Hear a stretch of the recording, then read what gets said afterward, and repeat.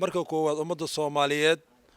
inaan maanta odayaasha dhaqanka balweynta Hawiye waxay baaqay u jeediyeen inaan mar labaad aan baaqaas u jeediyo inay ka qayb galaan halganka ka socda Soomaaliya guud ahaan nimankaas kan karada oo lagu ciribtirayo inay u diyaar garoobaan. waxaan kaloo rabaa inaan u mahadceliyo madaxweynaha Xasan Sheikh Maxamuud, xildhibaanada qaranka, kuwa isteedka iyo dhammaan saraakiisha Soomaaliyeed ee hadda dagaal kula jirta khawaarijta Hirshabeelle iyo Galmudug iyo Galgaduud dagaal ka socda oo waayaan socday oo hadda qaabsiga ku ahna inaan maaragtay aan u mahadceliyo anoo maaragtay kula hadlaya afka balweynta Hawiye oo maaragtay aan iraahno in dagaalka loo midoobo. midda labaad oo kale waxaan rabaa iyagana dadka deegaanka degan oo ganacsatada leh oo qoyaanada leh oo tiknikada haysta oo qaybaha kala duwan ayaguna waxaan leenahay maanta fursadda taagan fursadda ka faa'iideysta. waxaan kaloo rabaa dadka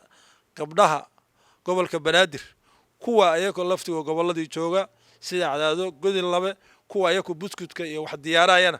ayagana waxaan rabaa taariikhda xusi doonta odayaasha Hawiye afkooda anoo ku hadlaana waa la u mahadceleynaa. waxaan rabnaa dadka kale oo ayagoo buskudka ama raagaceelle ama ka diyaaraya dhulkan ayagana waxaan rabnaa in loo mahadceliyo. kuwa kaloo la gaari doono ayagoo si diyaar garoobayana in loo mahadceliyo. kuwa kale Hirshabeelle balweyne ku diyaaraya in loo mahadceliyo. waxaan leenahay ilma adeerayaal maantay fursada haysanaa dadku waa shigshigaah annaka daana balweynta Hawiye kan kara ilaahay guriyeenni iyo meesha ku dhalannay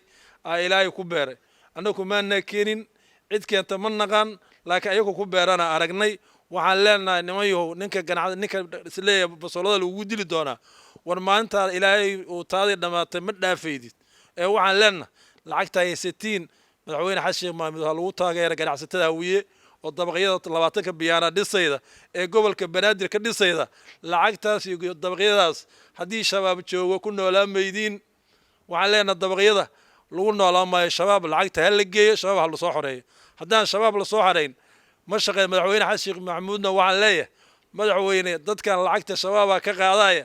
adigu madaxweynaha ummadda Soomaaliyeed lagu doortay dadka lacagtooda ugu shaqeey dabaqyadooda lacagta ayaga weydii sababtoo hadday garo waayeen ayagu inay iska xoreeyaan oo amriya tahay lacagta dabaqyada Hawiye ka qaad shirkana iyo dagaalkana ku aad taasaan leeyahay.